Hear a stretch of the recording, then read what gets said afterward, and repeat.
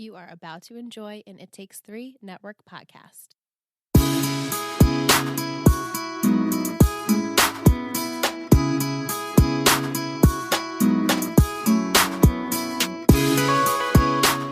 Welcome back to Let's Talk OC, an OC podcast. I'm Michelle. I'm Liz. And tonight we are joined by our patron. We're so excited you're here. Will, welcome to the podcast. Hey, listen, Michelle. Will. Will. I know. I was like, Michelle, control it. Don't Sorry, say it. it was Don't me. say it. Don't say it. You know what? My mom said worse, so it's okay. I can take that. So you're here for, not only is it our last bonus episode, it's our last Let's Talk OC episode, and it's also our last episode of the year. Yeah. Anyway, so you're on here. We're going to talk all about the parents, which when we were choosing who to speak about for these bonus episodes, we had a raffle going, as you guys know by now. And Will won. He was in our last place. So when I emailed, I was like, hey, we're so excited. Unfortunately, you don't have a choice, but hopefully you're down to talk about the parents and you had good spirits. So we're really excited to talk parents with you. I think I would have chosen the parents anyways. Really? I think, you know what? Even though Josh Schwartz was like 25 or 26 when he started writing the show, I think he was more in tune to kind of the like dynamic emotions of the parents more than the kids. So I'm really excited to get into their characters and just talk about who they are. Love it. Love the perspective. Yeah. Very excited. Yes. Okay, so for our main core parents that we're going to talk about first, we have Sandy Cohen, portrayed by Peter Gallagher. He was in a total of 92 episodes. Kirsten Cohen was portrayed by Kelly Rowan. She was also in 92 episodes. Julie Cooper, Nicole Cooper, portrayed by Melinda Clark. She was in 90 episodes. Caleb Nickel, portrayed by Alan Dale. He was in 37 episodes. And Jimmy Cooper, portrayed by Tate Donovan, was in 39 episodes. Jimbo. Yes. All right, so we have ice cream scoops of the week. Our buddy Mike, Del_Vass, our ice cream correspondent, came through. He says, hey, Michelle, Liz, and Will. Here are my ice cream flavors for the parents. I did one for all the parents, so just skip the ones you won't be talking about. So, of course, I'm going to read them all because he provided, and they're so good, as per usual. Okay, so first up we have Sandy. He says, Ben & Jerry's Justice Remix. The description from their website, cinnamon and chocolate ice cream with gobs of cinnamon bun dough and spicy fudge brownies. Now serving Justice Remix, the flavor and action campaign dedicated to criminal justice reform. Together we can transform the system to deliver justice for all instead of just some, since Sandy did spend most of his life working in the DA's office. I thought an ice cream flavor that is aimed in reforming the criminal justice system and making it fair for all. Kiki, Ben & Jerry's Cold Brew Caramel Latte. This is cold brew and sweet cream ice cream with salted caramel swirls. This fits Kiki because she can be a little cold and can be salty, especially in the beginning of the show. She is the ice queen after all. Julie, Baskin-Robbins Wild and Reckless Sherbet. Julie would be sherbet because she's too fancy to just be ice cream, and wild and reckless because her youth was wild and reckless, like when she did porn because it was the 80s. Now, I have a quick question. Do they have sherbet in Riverside? I would hope so. I think so. I think in a supermarket you can get some rainbow sherbet for sure. Yeah. Jimmy, any seasonal ice cream flavor, because like the ice cream season, Jimmy is only around for a limited time and then disappears until the following year. I love that one. Caleb, Ben & Jerry's Urban Bourbon, a burnt caramel ice cream with almonds, fudge flakes, and bourbon caramel swirls. This is for Cal for multiple reasons. The title has the word urban in it, which made me think of urban planning and then the Newport Group. The addition of bourbon is perfect for me as a typical drink a wealthy businessman would drink. The burnt caramel also pairs nicely with Cal as he himself is bold and the almonds reflect how he can be a bit nutty, like when he thought his phone line was tapped. Neil, rum raisin. Like raisins, Neil can be a little dried up at times. Oh my God. The Nana, Ben and Jerry's New York Super Fudge Chunk. She is a proud New Yorker, as an ice cream flavor with New York in the title suits her. And last but not least, Veronica, Haagen-Dazs non-dairy chocolate fudge truffle. This flavor just sounds so extra that that's the type of person Veronica is. She isn't just a salty bitch. She's an extra salty bitch who is also rich. The salted fudge and chunks of truffle both symbolize this. He says, this is the Let's Talk OC ice cream correspondent signing off for the last time. It has been a pleasure doing this segment. We loved having you, Mike. Thanks, Yeah, Mike. those are perfect. Let's get into iconic moments. Let's start with Sandy. Will, what do you have? Yeah. So Sandy's a little flustered. Kirsten is wanting him to MC a charity event, and he gets a little bit too into it. He's like, Joan, tell me you didn't order those napkin rings. This is not a mob wedding. I want her off the tablecloths. Get her off the tablecloths. That's like just the whole first and second season. He's trying not to get sucked up into this Noopsy world. And then by the middle of season 2, he is all the way in. Same. I love it. Yes. No. I had a cop out of the first episode with his speech to Ryan in the jail cell and then eventually bringing him home. Yeah. So I had the obvious answer, but also my personal favorite was when he punches Frank Atwood. Oh, yeah. Yeah, and he gets super, Papa Bear moment over not trusting Frank and just so overprotective. Not overprotective, super protective of Ryan, as he should be. And I just absolutely loved that. Sandy did run in a gang in Brooklyn, so... Exactly. Tendencies, just right underneath the surface. Right, exactly. Kirsten, Will, what do you have? I can't remember what led up to this scene, but Sandy was like, you married me. And then Kirsten goes, I was young and drunk. And then Seth is like, only child right here. And it was just perfect because, Kirsten, I feel like she, is the most responsible adult, the most kind of conservative, nurturing. But then, I don't know, she was always drunk. So I think that was kind of half right there. Yeah, absolutely. And smelled of patchouli in the mail truck. Liz, what do you have? To go back to what Will just said, I feel like the entire series, before you know that she has an alcohol problem, she's drinking a lot. And then going back my second time watching, I'm like, oh my God, she's drinking so much. It makes so much sense.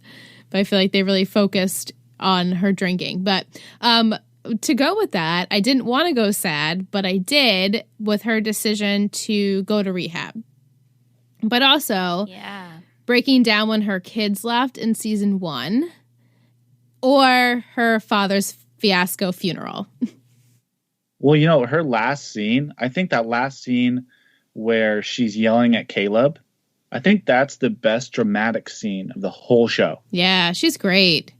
Her Kelly Ron's acting performance was incredible. Agreed. And that's actually the scene I chose, is when she's yelling at Caleb and she throws the vase at him. It's so powerful. It is so good. And just rewatching season 2 of this happening, I was like, oh my God, this performance is just claps all around. Yeah. Yeah. Julie, Will, what do you have? Okay, so Julie is walking in some sunny background or backdrop. She's got a Marissa style hat, like a season 2 Marissa style hat. And then she calls Luke. She's like, Luke, this is a booty call. And I just loved her whole like mermaid, dolphin hotel, whatever phase.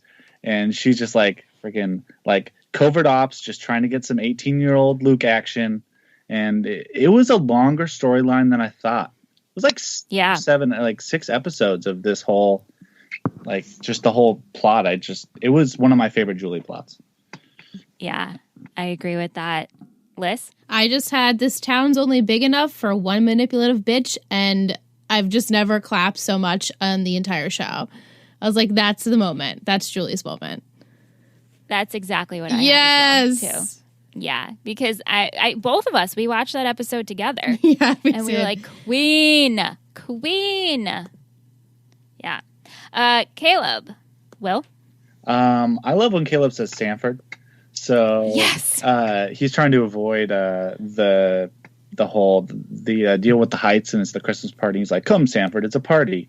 Think back on your Berkeley days. Maybe you can smoke the tree." I love how he says that. Just the way he says things.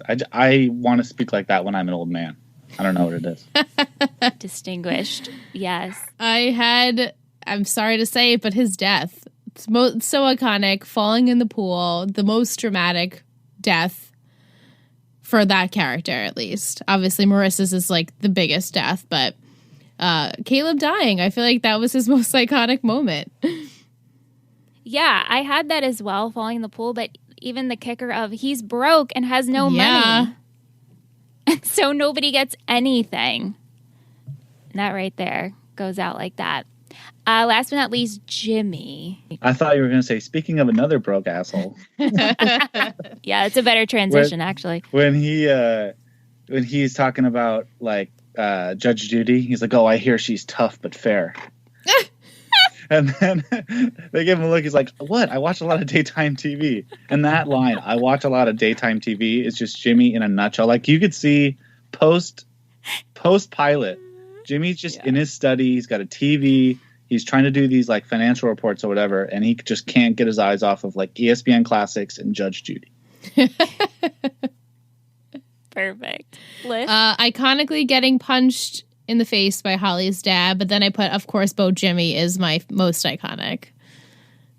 Oh, love a beard Bo Jimmy moment. For sure. For me, actually, I felt his best father moment was when Luke comes to talk to Marissa. Oh, yeah. And he's like, "No, Luke, you're not coming in. She doesn't want to speak to you." And he's like, "Watch it," because he says, "You understand." And he's like, "No, goodbye." And I just love that. I was like, thank you, Jimmy, for being a good dad in this particular moment. My personal favorite. Yeah. Okay, so let's go into the growth of the characters. Let's start off with Sandy. Will, what do you have? Yeah, I just thought of the scene where he goes to the cotillion with no tie. He has to be coaxed there by Ryan. And then by season 3, at the end of season 3, he's the man of the year.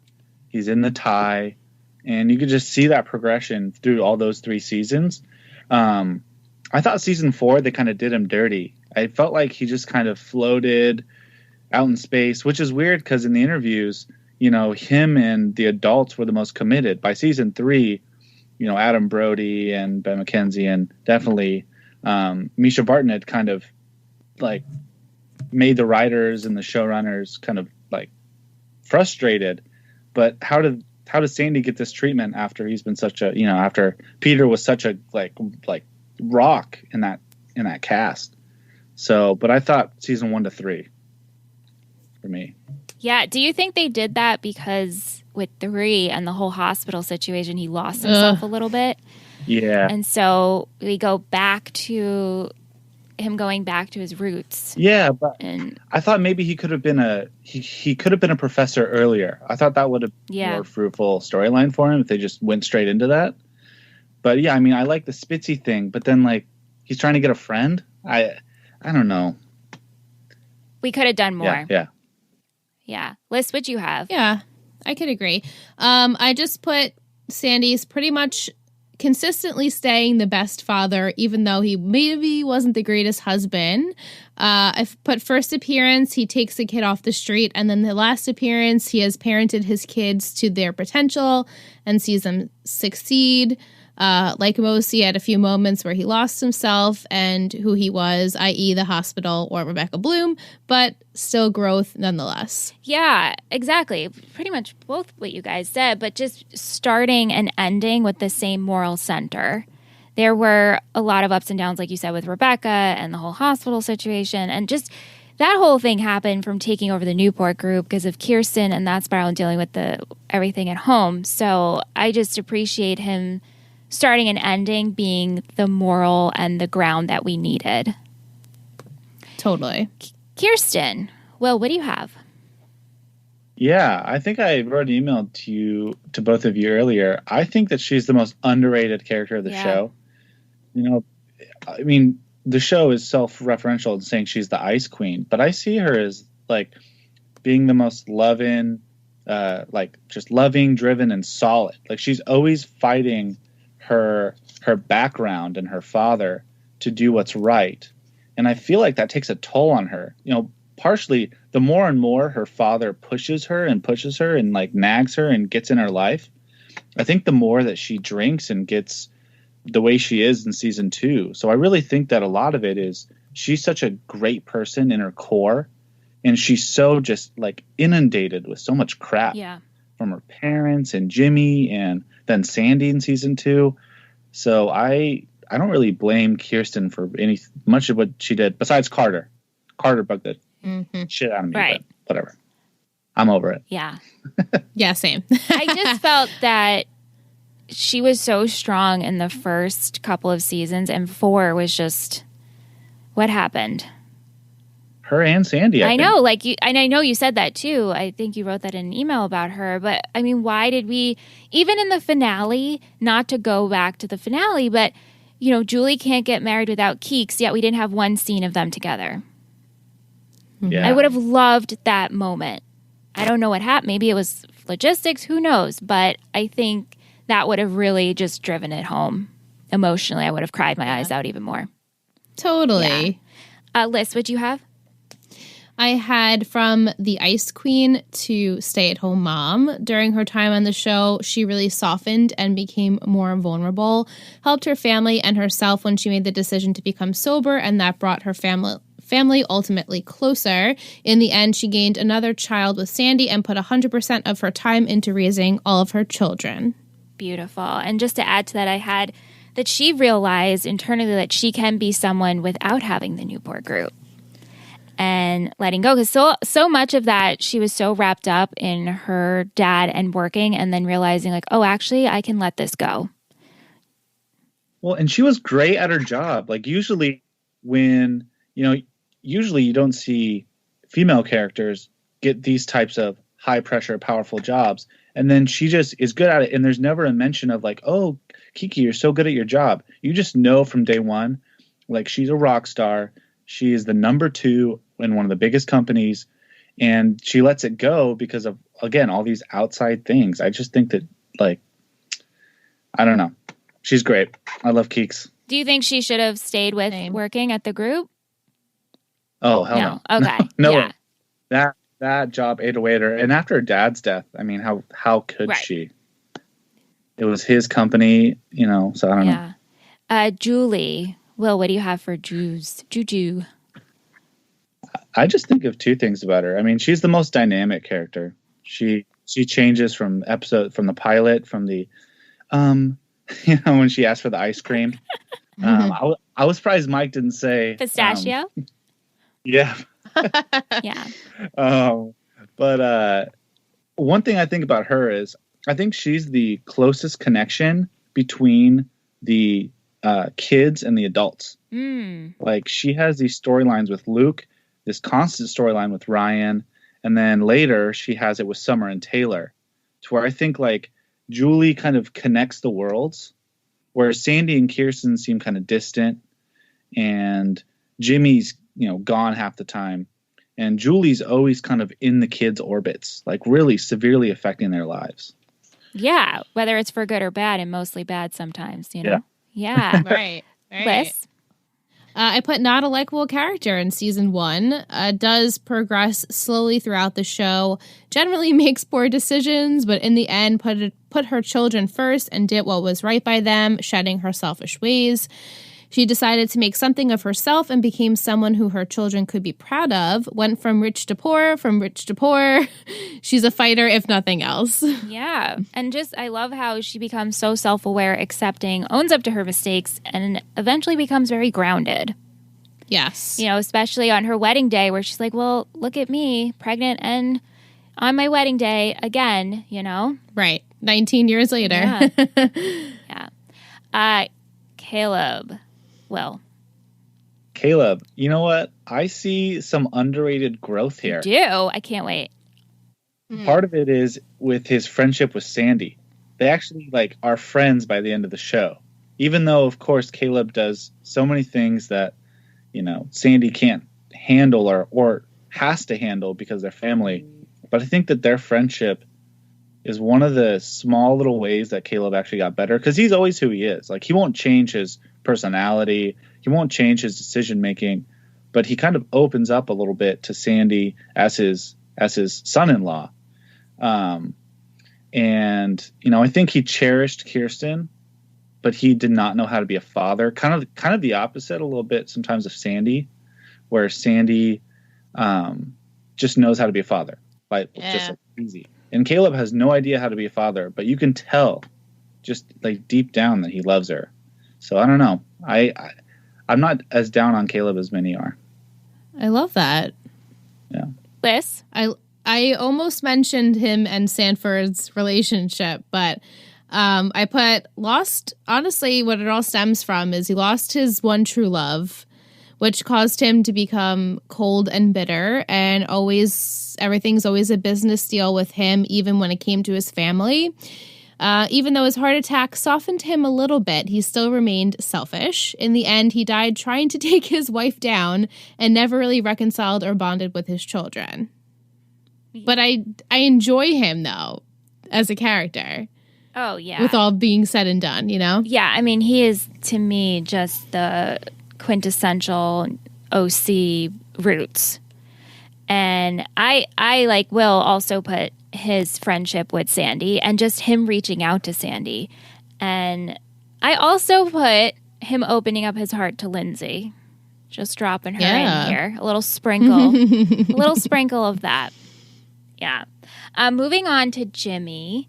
What do you have, Will? Yeah, he has this quote with the restaurant, and Julie's getting involved with the restaurant, or maybe it was when Caleb was getting involved after Julie. He's like, my oasis is being violated. My happy place is very unhappy right now. And I feel like that's Jimmy in a nutshell. He has this happy place. He has this great family. He's married to the most beautiful girl in the county. And he's, you know, just got everything. This beautiful family, beautiful daughters, like multimillionaire. And then everything comes kind of crumbling down, and he never regains it all the way through the show. He never regains that oasis. And so I think just like that like he's just the most nostalgic character I think of any like TV character in any show I've ever watched. He's just all nostalgia, and he can never get it back, and he won't accept it. Yeah, he's stuck in the past. What do you have, Liz? I put continually made wrong financial choices throughout the entire show, which led to a shattered family. Obviously, they had other issues too. Likeable guy, but could never quite get it together as a husband or a father. If only he held on to the money he got from the restaurant. He couldn't even schedule a phone call to his daughter. He tried making it right by asking Marissa to live with him, but that was his only parental attempt. I was cutthroat. Now, we did get Boat Jimmy from all that money. I know. Nicely groomed with probably $100, $200 haircut. We did get Boat Jimmy. Yeah, I Love mean, Boat Jimmy. For this growth segment, all I put was his beard. Because that's pretty much what It's pretty much all that grew. It's pretty much all that grew. Yeah. I was going over this with Ant, and because Ant always adds in his perspective, and I'm like, Jimmy just didn't evolve. And he's like, oh no, he's stuck in the past. And I was like, yeah. And but I love Jimmy. Like, we say it all the time. Like, yes, he's an awful father, but there's just something about him and this character that I miss when he's gone. And we loved him and Haley. Like, I loved Boat Jimmy and Haley. Yeah, I did. But even Haley evolved, you know? Yeah. Yeah. Part of that has to be Tate Donovan. I think if you put almost any other actor in that scenario, he just wouldn't be as lovable. Like, Tate Donovan just has a lovable face. Yes. I don't know what it is about him. He's just got like a grin or something, the way he speaks. I think if you would have had any other person in even that like Tate Donovan realm, it just wouldn't have come across. Like, he would have seemed more maybe like slimy or just something like that. I don't know. It's so true. I totally agree. Yeah, because on a normal stance, this is not a character I would like. Like, this is not someone I'd be like, oh, I'm missing when you're not here because you're not great. But there's just something, and part of it is probably nostalgia for me being stuck in the past as Jimbo is, but you're right. It has to be Tate Donovan, his performance. Yeah. Okay, so moving on, Will, this is your segment. You want to discuss the essence and the ism, so I want you to take it away. Yeah, okay. Yeah. So I brought this segment because I think in the OC, I think Josh Schwartz really tried to kind of market the show. I think he gave every character like a niche. Because sometimes in like for example, in a show like One Tree Hill or Gossip Girl, everyone's kind of doing the same thing. It's all drama or all whatever. But I feel like in the OC, every character has their own thing that's like independent from any of the other characters. Mm-hmm. So I wanted to like ask you both what their isms were. Can I go last? Or did you have an answer? Sure. Yeah. Okay. Yeah, you can go last. Yeah. What did you two think about Sandy? I have schmear, eyebrows, yoga lattes. Yeah, I had eyebrows, bagels, and serving justice. Yeah, justice. Yeah. Wow. So you all put a lot of things. I thought one of you would have had surfing. I thought about it. You know, like his happy place. That's where he was him. It's true. It's Surf true. Sandy. Yeah, I know. When I thought of like just his eyebrows and those bagels. Mm-hmm. But I love a Surf Sandy. Like if there was a Barbie doll, a figurine of Sandy, I want Surf Sandy. A surfing Ken Sandy. Yes, doll? please. You know what? I was gonna say schmear, but I wanted to wait till the bagel. Yeah. Oh, yeah. Sure. Because I put a lot of thought. Now, I mean, I like bagels, but I don't think I'm as much of a bagel head as you two are. So I actually put a lot of work into it. So we'll get there, but I didn't want to do it because, like, I don't know. I feel like I'm in like the minor leagues, and you all are like major league bagel eaters. So I had to kind of put my reps in, put my practice in. I looked at a bunch of articles, like what kind of bagels there were, because I only know like 3 types of bagels. So. To be honest with you, Will, with this bagel segment, when we first started, we're like, yeah, that's a great idea. And our patron Jess recommended it. I also looked at bagel articles and like, I need to know which bagel I feel really reflects these people's personalities, even though I know an array of bagels. And from doing this segment, I realized, Liz, this is a very regional question. Oh, extremely regional. We're true Long Island New Yorkers over here with this question. All right. Well, yeah. We'll get to that. How about Kirsten? What's the thing that defines Kirsten? What do you have, Liz? I put always classy. Best advice. I feel like throughout the show, they didn't utilize her as much as they should, but when they did, it was for advice. Yeah, I also have giving sound advice, and then I also had wine, the wino. Oh, yeah. And Margs. Margs. Yeah, fresh Margs. And I didn't want to put the alcohol there because in the end, obviously, we overcame that. But truly, I mean, the wine was definitely, and the Margs was a thing. I put her cooking. Oh, yeah. Because she, I mean, nobody will even let her touch a turkey in season 1. Right. And then by season 3, she's making these crazy French meals. And it's never like a central thing of her character at all, but it's just like a funny little subplot that just goes through the seasons that, you know, Kirsten has all this stuff in her life going on. But maybe the one constant is that she just cannot cook. Yes. So good. But she owns the phone. She does. She owns the phone. Yes. She sure does. How about Julie? Eyes that could kill, and she definitely teetered on that last part. I love it. But I just had like the queen of manipulation. I mean, no one can manipulate better than Julie. Nope. I had that she was from Riverside. Like, did you? I mean, we'll talk about Taryn later. I have to make sure we talk about. Okay, Taryn, I'll make a note. Yeah. You remember that scene where he just like eats her food? Yes. He's like, but you're from Riverside, and the look. She just had the most like death eyes. Like she just wanted to kill Sandy in that moment because he was he was uncovering her essence in one comment that she had took 15, 16 years to hide. You know? Yeah. Yep. Yeah. Yep. How about Caleb? Pet names: Sanford, Kiki, Juju. Yes, I also have that. Even though Sanford is his real name. Right. Yeah. But, I mean, you know, Kiki and Juju, his little pet names for people. definitely the pet names and just like the money and power. Mm-hmm. Yeah. I have the contrast collar. I feel like he has that white collar with the blue shirt and the red power tie. Mhm. Oh, That's yeah, what always. like he's just a big baller or a crook. Like either you're like a really good, like, you know, like just great at business, or you're just a straight crook. You're like, you know, Gordon Gekko or something. Right. You know? Yeah. Yeah. How about Jimmy? That cheese and grin, which signifies he's a fuck up.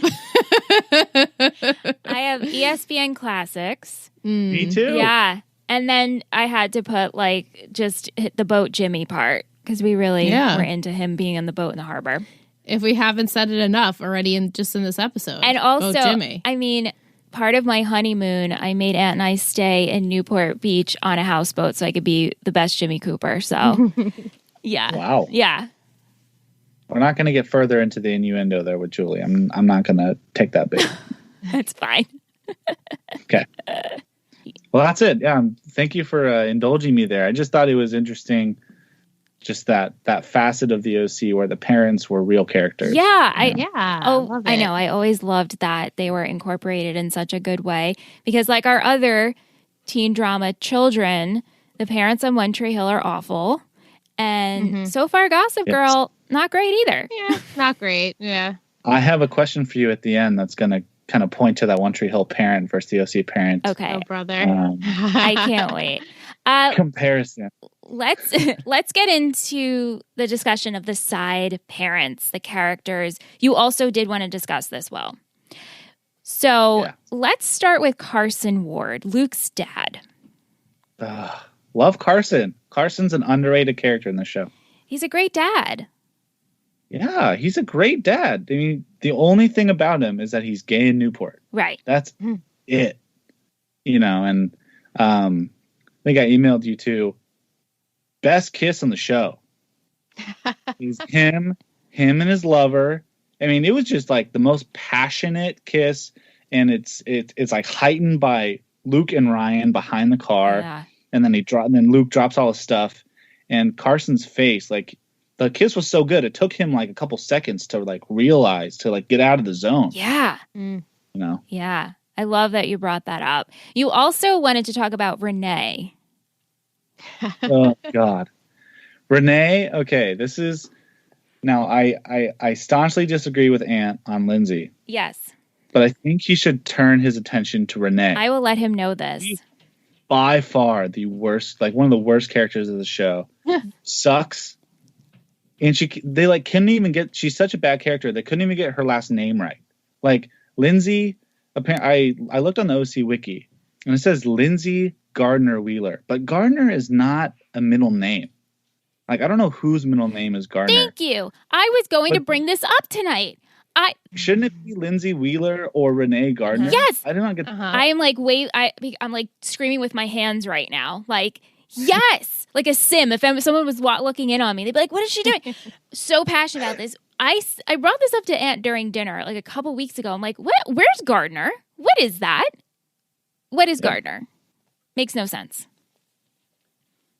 Is that like the fake dad? Did she like invent this story of the dad who left them at whatever, and then the guy's name was Gardner? Like this is an elaborate ruse. Yeah, I know. I don't know. Interesting. I was wondering the same thing. Is there a fanfic out there? Do you want to write it? Is there a contest going on? Submit. Maybe it was the actual gardener. Like she just saw him from afar and was like, I have to use a name, so that's the name when Lindsay asked her as a child. Are we talking about TJ here? I don't think we've talked about TJ in all these bonus podcasts. We haven't. We have never. TJ. Maybe it was like TJ's father. Maybe. He had like a tryst in the OC with Renee. Yeah. Yeah. Who knows? Veronica Townsend. What do we think about her? True bitch. She shouldn't have had any children, period. She's not maternal whatsoever. I mean, do we give her props for turning it around and realizing that she's good after? It just took a natural disaster. Yeah, and it's even still, she just said I love you after Taylor prompted her to say I love you, so it's not really, I don't take it as anything. It's a grain of salt. I have nothing to say about her. She's the worst. And she is. She tried to steal Dan in One Tree Hill. She just always plays the worst character in all our favorite shows. I know, she does. It's so true. Dawn Atwood. I got a question for you two. Yeah. Did Dawn and Frank redeem themselves? Kind of going on to the Veronica. I mean, way more than the Veronica line because there's more story plot there. But did they redeem themselves? I put, funny, the same thing. I put Frank Atwood, deadbeat to okay dad, and I put Dawn Atwood, deadbeat to okay mom. It's really, they're really, would I consider them parents?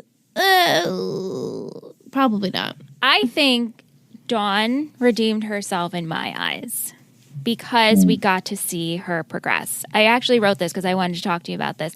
Frank, while he did become a better man and, he's a better father, we didn't see the progression, so I'm still not that accepting of him. Mm-hmm. Yeah, because of the way that the show got cut off early in season 4, I think they just kind of had to throw that last episode and all those great moments. And, it is canon. They did tie it together, but I don't accept that that's just like how it is, that now Frank's cheering on, Julie, and that Dawn, I think Dawn, her arc in season 3 was far more convincing for that she redeemed herself than Frank. I don't know how to feel about Frank. Yeah. Yeah, I feel the same way. Agreed. Taryn. Will. Oh, Taryn and the Noopsies. That's my new band. I think that, so good, please. Because she's hitting on young men. She is organizing events. She's the leader of the OC swinging community. Yeah. She's a staple. She is an OC lifer. I love Taryn. Yeah, and I love that we see her in the flashbacks. Like she's still questioning she's in all 4 Keeks, seasons. So good. Yeah, her and Holly just show up everywhere. Yeah. And then last for parents, I have Neil. What do you think of Neil? I put loved his daughter, but definitely was a bit snooty. Yeah. Yeah. Dr. Roberts, I don't know how he loves his daughter so much, and yet he's so oblivious to everything going on around her. Mm-hmm. And the step monster. That whole plot line, I thought it was like funny the first time. But then once you get to know Neil, you're like, what is going on, dude? Like, right. Just, it was so bad for Summer. Like, Summer didn't know how to, she didn't have she lost her mother, and she has to deal with this in her house, and he doesn't have time to pay attention to her. I feel like you should have broke that off earlier so Summer could have had, I don't know, some semblance of like a closer connection to him. Because it feels like for most of the series, he just kind of like shunts her off, and the stepmother, who's just like heavily medicated the whole show, is the only one in the house, really. I don't know. Right. Yeah. The step monster, it always made me think of Maris from Frasier. Anyone? Mm-hmm. Niall's wife, we just never see her, but she's a character within the show. You never actually see her, and it's kind of like the step monster. You never really see her. We just hear about her. But for Neil, I felt, yes, he loves Summer, but he can't stay committed. Mm-hmm. He can't. And when times get tough, he's like, oh, I'm out. Yeah. And then he does end up getting back with the step monster, right? Well, no, he just wanted to be friends. He's rather lonely. Right. I don't know about that. Like, right. This dude, he's like Jimmy Light. Yeah. Exactly. Jimmy Light. The light ice cream. Exactly. All right, let's get into bagels. Will, why don't you start? I'm so excited to hear what you came up with. Let's start with Sandy.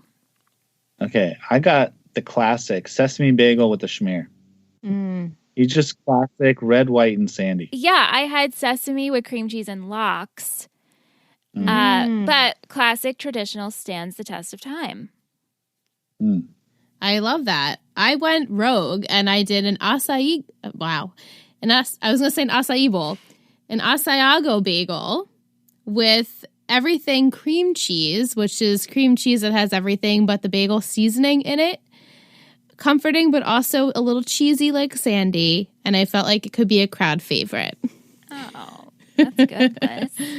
Really Thank you. good. And Will, I did look up bagels myself because there are a ton of bagel flavors out there that I've never had, but I'm sure places make them. So to get inspired, we do our research too. So not to feel bad that you don't know as many bagels as we do. You know what? You really boosted my self-esteem this podcast. Thank you. I'm good. I'm glad.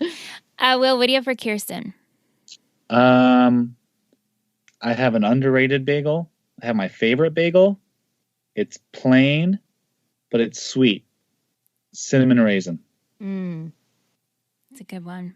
Yeah. Because she's like wasp. I mean, Seth always talks about how she's wasp and plain or whatever. But I think that she's just like super sweet, but is plain on the outside. Yeah. Like that. Liz, what'd you have? I actually also had a luxurious, classy, shiny plain bagel with scallion cream cheese to add a little spunk. Oh, that sounds delicious. I love scallion cream cheese. Me too.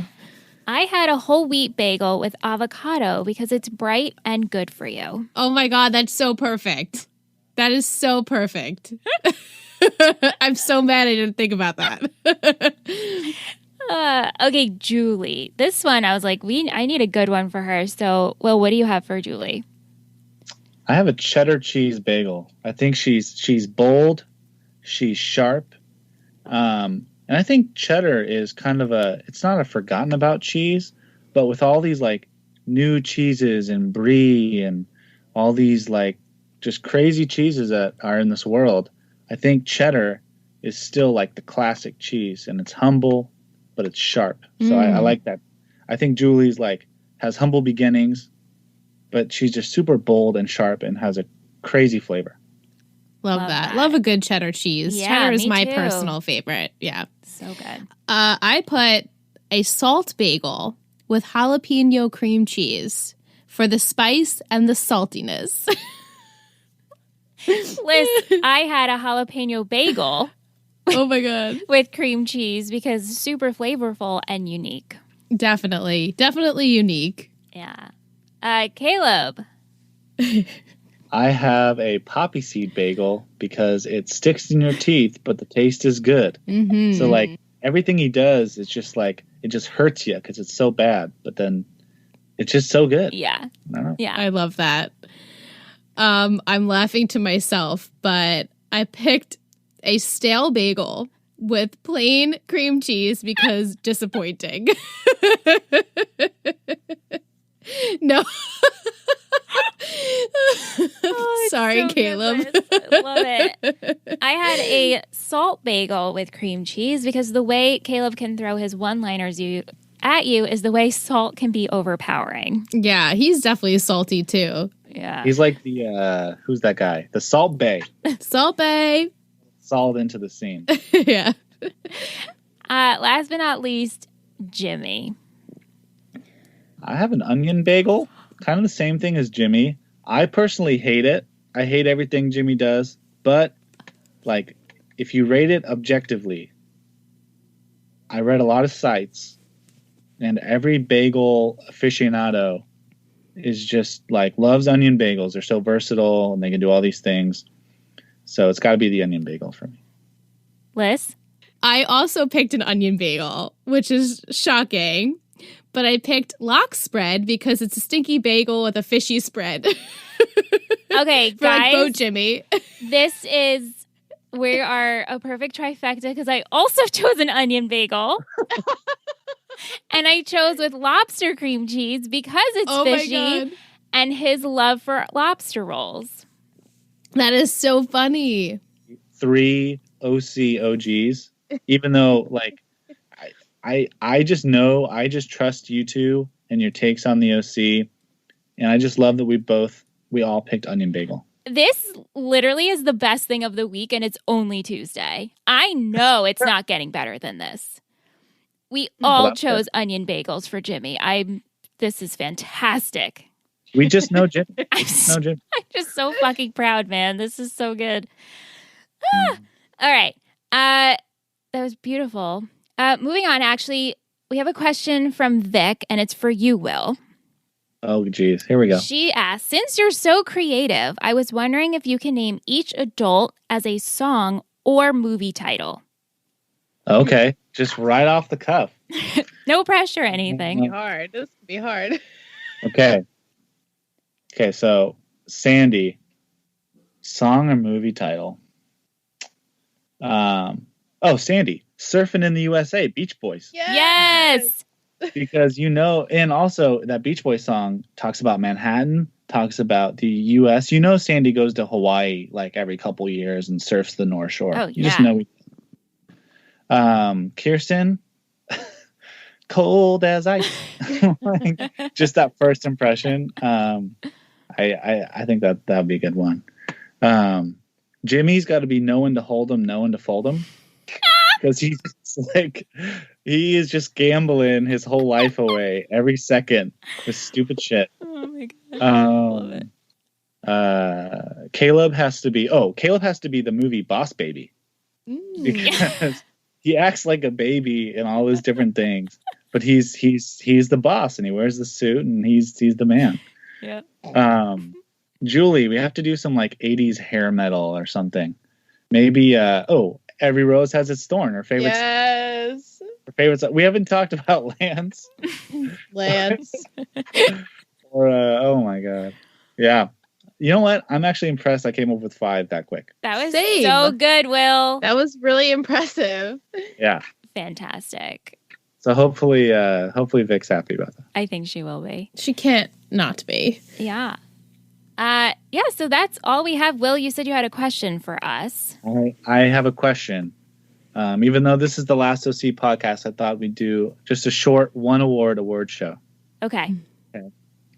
Who wins the coveted Larry Sawyer Award for the best absent deadbeat parent or parents? Okay. I have 4 options. I have 4 nominees. You ready? Okay. Number 1, the Trasks. Oliver Trask's parents. Number 2, Caleb with Lindsay. Number 3, Big H, Johnny's dad. Oh. Number 4, the Atwoods. And when you think about the Atwoods, you have to think about Ryan and Trey. Can you repeat number 2? So it's the Trasks, Caleb, Big H, and the Atwoods. I feel a toss-up here. And I know we can't have toss-ups, but this is me thinking out loud with my collective friend list, my partner in life. Sidebar, as I pretend Will's not here, as I would do, I'm like between Big H and the Trasks. Yeah. But like Larry was a good person. So I'm like harping on that. But also deadbeat. Deadbeat. Yeah. Like she went through probably like 6 or 7 mental crises, dead parents, and You're right. he just like comes in at the end and doesn't know how to handle it very well, and then says something stern, and then leaves on a boat for 4 months again. Yeah. Maybe I'll go with Johnny's dad. Yeah. I think I'm going to go with the Trasks, actually. I would choose the Trasks as well. Oh, nice. I just don't know, like, how is Natalie Bishop like his closest parental figure, and it just like.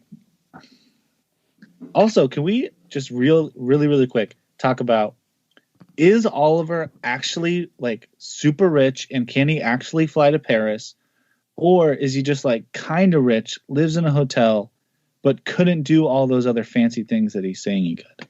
Right. Maybe the latter. Yeah, but the thing, like, I think they wanted us to think that and teeter on it. But then he gets everyone into the Rooney show and he knows the band. So we're like, oh, this kid is like does he know Palm the band, or Springs. does he act like he knows the band? Because I think he also kind of pulled a Marissa. Do you remember when she did that child star thing? Yeah. Like he acted like Ryan was this big star to get into the backstage.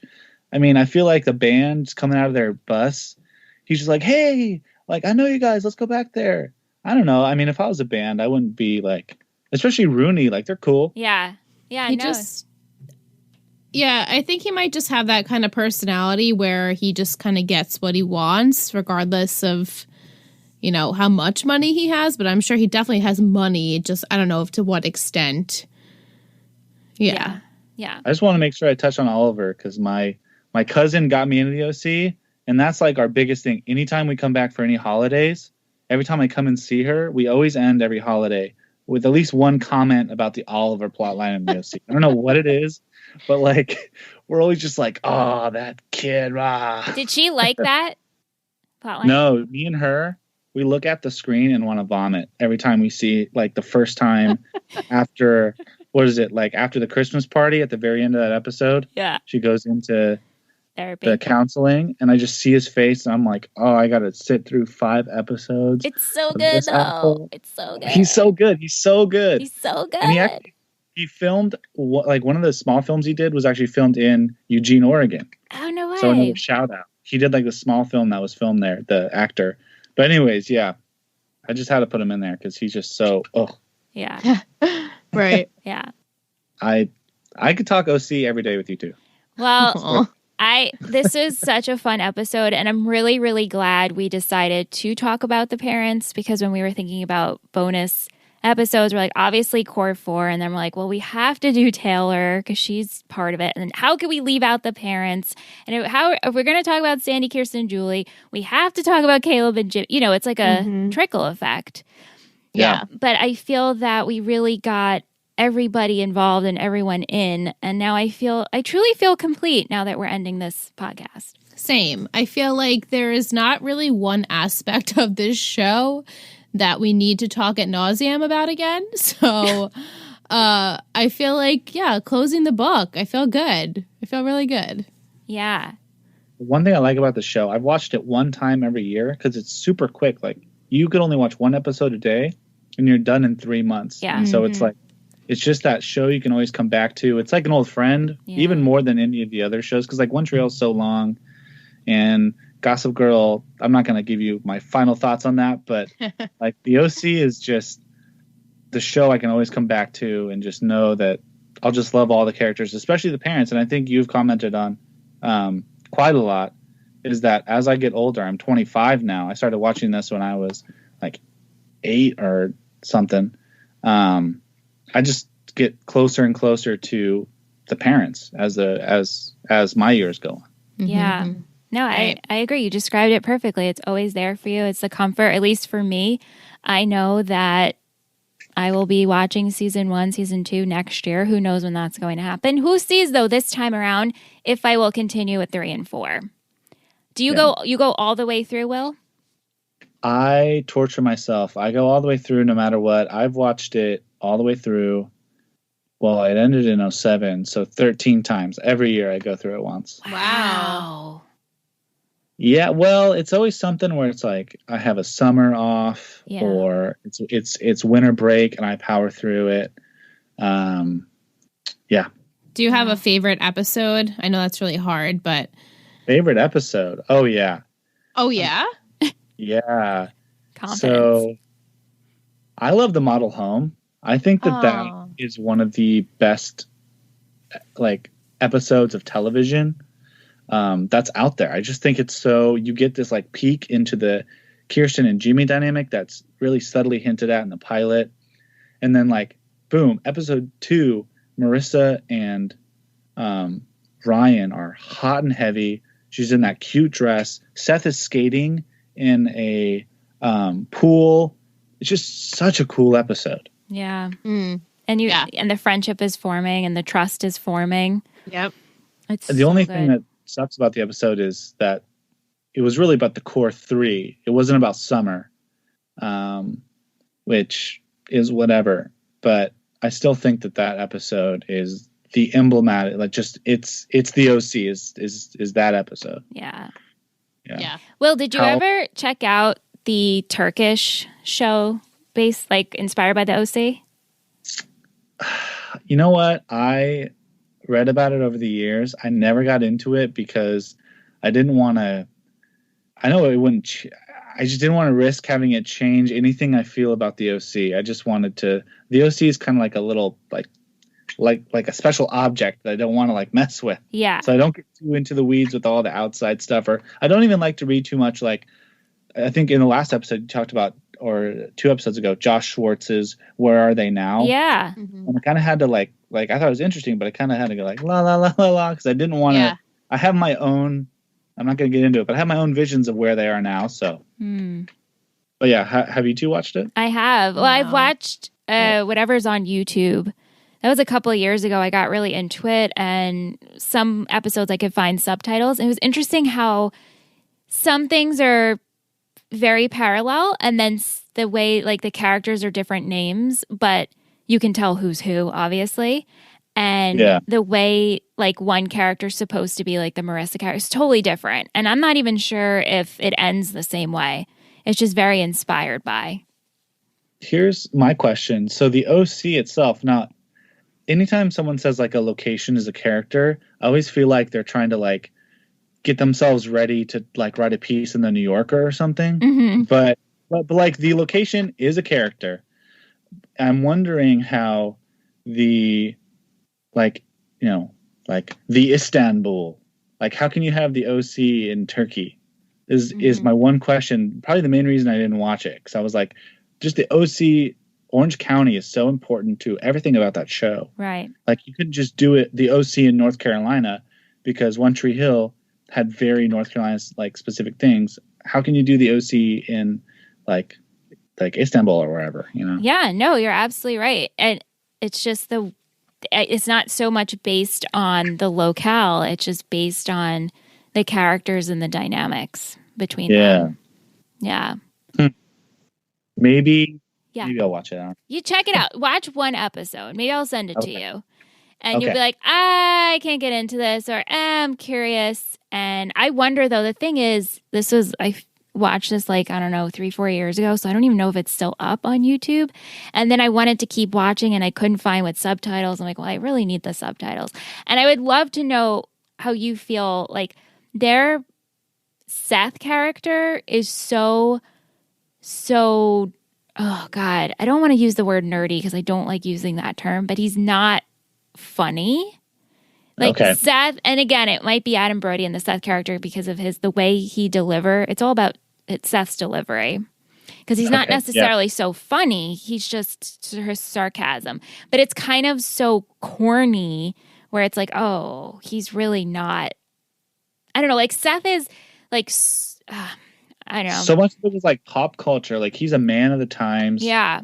And he's just, his humor is kind of insulated. Like you kind of had to be there to know so much of it. Right. And I don't know Turkish pop culture. I could not tell you anything about Turkish pop culture. So yeah, and that's true. And also maybe like with translation, some things just don't translate. Yeah. You know? Speaking of this, I want to know, Will, every time you watch The OC and they mention Netflix, do you say out loud, this is still relevant today?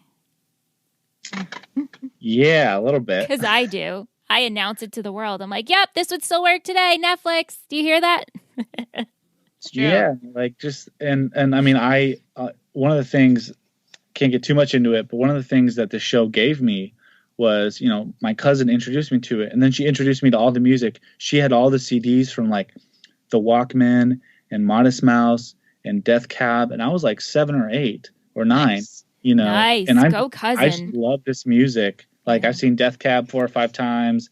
I've seen Modest Mouse a lot. They're my favorite band, and I'm from the Northwest, so like he was mentioning all these things from the Northwest, and even like you know, Sex, Drugs, and Cocoa Puffs, the book written by Chuck Klosterman. Chuck Klosterman lives in Portland. No way. So just all these things connected to where the OC kind of drove my interests, a lot of it in like reading and music and pop culture. So I think it's still relevant today because these bands and these books and things are still popular and these authors and everything. Yeah, so. Same. And it's so special. I love that. Go cousin. Your cousin rocks. Yeah. Yeah, her name's Chelsea. So I'm just going to do a shameless shout out because she's the reason I'm on this podcast. So. Yay, Chelsea. Aww, go Chelsea. Woo. Man, that's so great. All right. Well, thank you so much for joining us tonight. We super appreciate it. absolutely loved talking with you. And we love all of the emails you send us with your insight and your commentary. It makes us laugh and it just entertains us so much. We appreciate it. I am gearing up for Gossip Girls, ladies. Oh. Woohoo! I'm so ready. excited. Oh, we're ready for that. Thanks, Will. Have a happy New Year. Yes. It was great to talk to you, and I hope you two have a happy New Year, and happy New Year, Aunt, as well. I don't want to forget Aunt. And also, Randy, right? Thank you. Yes, Randy. Happy New Year, Aunt. Happy New Year, Aunt. Happy New Year, like your whole families. Thank you for having me on the pod. Thanks so much. We hope that you enjoyed our conversation with Will. Liz and I were so excited for Will to come on this episode. 100%. How many times do you think I said excited? Should we make a drinking game out of it? I know, and I said it too. I'm like, I'm so excited. I need new vocabulary. Like, same. One of my goals is get rid of like and stop saying excited because it loses credibility. And this is just a very self-aware moment that I'm probably going to listen back and take out some excitements and excited. Mm-hmm. And everyone right now is going to be like, but Michelle, you only said it once. And be like, that's what I wanted you to know. But I wanted you to hear that. Right. The power of editing. Yes, the power of editing. So we actually got a question, actually 2 questions from Alicia. So I wanted to go into them for our last episode. So she asked, so if you and Liz could sit down with Josh Schwartz and Stephanie Savage, what 5 questions would you ask them? What would you want to know about the world of the OC or making the OC? Oh, well, can we ask them if that baby is Ryan's? Yes, because that would be my question. What else? Did they know from the start of the show that Marissa was going to die? That was another question. Okay. So we have 2. Go ahead. I also wanted to know if Seth and Summer were always endgame. Right. And then just to get deeper, like if I could have sat down, if I could sit down with Josh and Stephanie currently, these are the questions I would ask them. If I could go back when the show was being filmed and sit down with them, I'd be like, instead of sitting down, can I just come on set and tour? Yeah. I want to sit on that couch. I want to slice a bagel in that kitchen. I want to sit on Seth's bed. Yeah, I know all the nostalgic points. Yeah, that's hard though. I mean, all the questions I feel like as an audience we would ask, the things that we don't know, but like personally, maybe like inspiration of the characters, like where did he get inspired to create this like really corny little kid Seth? Well, I mean, it was based off of a lot of it was from him, right? Because he's Seth, right? Right, yeah. Okay. And I think I'd be curious of who is their favorite character to write for. Mm-hmm. I would think, for me, if I was a writer, it would be Julie. Oh yeah, so much fun. Right. Yeah. I'll have to, and then a 5th question, 5 questions. I mean, that's a lot. That's hard. Right? But definitely, is that Ryan's baby? Was Marissa going to die did you know that?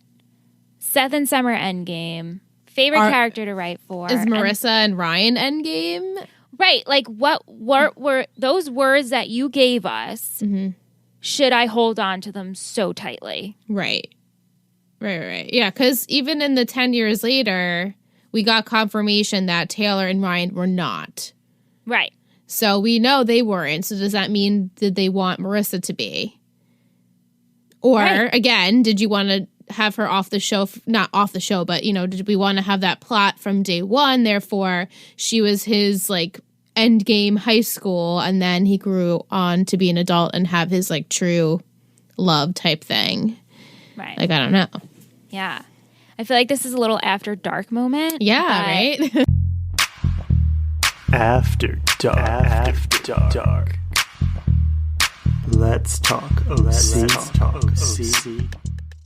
I was reading an article with Tate Donovan, and he was saying how he didn't want to be written off the show.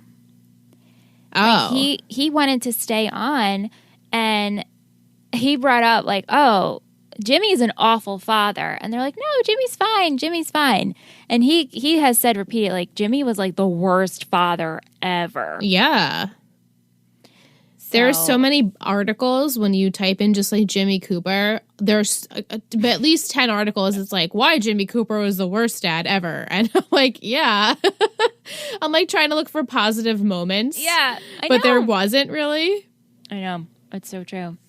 Then she asked, if you could sit down with any one of the actors to specifically talk OC, with who would sit down with and why, and what would you want to ask them? Would you ask them how they felt about their character and how they played them, or ask questions about their character?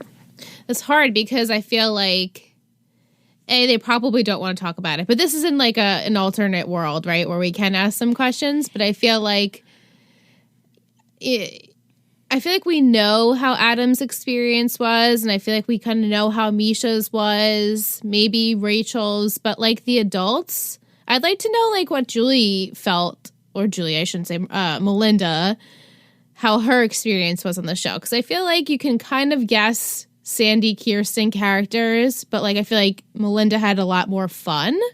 Yeah, that's who I would want to sit down. I have the same exact feelings as you do. That's so funny. I truly don't really feel anything in me to sit down with any of the main actors. Right, same. If I had to choose, I think it would be Melinda, because I do want to hear what she thought about Julie. Did she have a blast playing Julie? And what she thought of this character, her development, her growth, and also just being a mother. Yeah, definitely. Yeah, that's who, if I had to pick, that's who I would pick. Yeah, same. I felt something when I thought of Julie. I was like, no, that's who I'd want to speak with.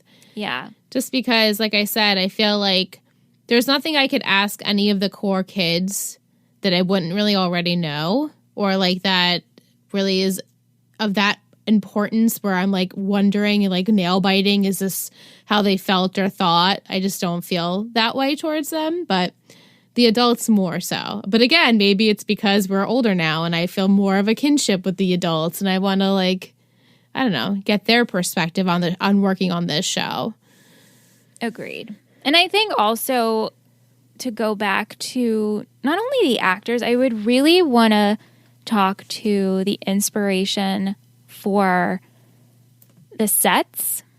And, you know, when they were scouting for sites and scouting for houses, and obviously the OC in itself, we talked about this with Will, is the whole nature of that, of Orange County, right? But specifically their house, like how was the inspiration formed for that, and forming the character? So I guess I would want to talk to costume design, set design, and the people who add the life layer, which the life layer is adding in all the knickknacks and stuff in the background. Like, that's who I would want to talk to. Yeah. Like, why did you choose this color green? And why did you put that vase there? And maybe they're like, well, because we had to fill it. But I have a feeling there's a reason to make it all flow. Yeah, I think so too. I'm always interested in that stuff more so than the acting, because I'm always focusing on the background. Is why sometimes I miss plot points. Right. But great questions. Thank you, Alicia. Yeah, thank you. Let's go into Patron of the Week. Let's go into it. It's Patron of the Week. It's Patron of the Week. It's Patron of the Week. Who will it be? It's Patron of the Week. I mean, you guys it's like a nail biter, right? Who it is? Who is it? It's Will, obviously. We had such a blast. I know I say this after every single patron that's been on the show, but it's such a weird experience for us to speak with other people that love something so much as much as we do. And it's just like a really special experience that I don't think we'd ever get otherwise. And talking to Will, I really felt like his true passion for this show. And honestly, he puts that passion into Gossip Girl each week too. It's not just this show, but obviously we know how much he does hold this show like his little baby. And we're just so appreciative that he's been supporting us for as long as he has. And we just really love talking to you. And you're super creative. Like Vic said, you know, whatever we ask of you, you literally came up with 5 names on the spot. I mean, it's incredible. So we just really wanted to say thank you. Like truly from the bottom of our hearts, thank you. And thank you to all of our patrons who I'm going to read now because this is our last episode of Let's Talk OC. And to wrap up the year, I feel like they should all be honored. So please stay tuned while I get all of the names. Roll call. Roll call. Okay, so we have Alicia, Caitlin, Carly, Katie, Walker, Angelina, Lexi, Ashley, Will, Mel, Alicia, Shannon, Aliona, Lisa, Carmen, Kiralee, Jacqueline, Corey, Sophie, Kelsey, Ava, Alexis, Jimmy, Michael, Sean, Jillian, Chloe, Emily, Daphne, Michelle, Kristen, Caitlin, Victoria, Rihanna, Shanna, Ryan, Jessica, Teresa, Logan, Letitia, Michaela, Allie, and Kendall. Wow. Wow. You guys are the best. It's amazing. The best, the best, the best. It couldn't have asked for a better little fam. I know, really. And it's surreal and it's wild. And like Liz and I say all the time, we feel that we just turn on these mics, we talk about the episode, we get some questions from you guys. We're like, oh, that's it, just the 2 of us. But really, right. It's not. It's not. And we're so appreciative. And especially this year and the year that it's been, and just so grateful, of course, grateful for my health, but just counting my blessings. And I'm just truly grateful for this community and the fact that you guys have become friends with one another. Yeah. And I think that is super cool. And I love all of you, and my heart is very full. So same. Thank you, Liz, for this journey. Thank you guys for listening. I can't believe we're here. This is the last episode of Let's Talk OC, the last It Takes 3 Network podcast for the year. Yeah. Changes are coming, and yeah, we're really excited for everything to come. Yes. Not to be sad. You should be happy because we are ecstatic that the new year is going to bring new changes for us and closing the chapter on another great little podcast that couldn't have went anywhere without all of our listeners. So thank you to each and every one of you. Yeah. And hey, listen, if you're a new listener and you just started here and then you're going to go backwards or you're going to rewatch, hey, hi, welcome. We're so happy you're here. Think about sharing this podcast with a friend. If you end up listening to this episode a couple of months from now and you want to reach out, please reach out. Send us your top 5, bottom 5. Yeah. Listen, we want to hear it. I will respond. I will talk to you about the OC. I love the OC. If you haven't realized after all of these episodes, these years later. So thank you so much. We're at Let's Talk OC on Instagram, Twitter. You can email us, letstalkoc@gmail.com. If you want to leave us a review, we are on Apple Podcasts. You can rate us 5 stars. Just because we won't be making new episodes here, we would still love this show to, shine some light and grow. That way more people can reach us. And thank you so much, guys. Goodbye, 2020, and hello to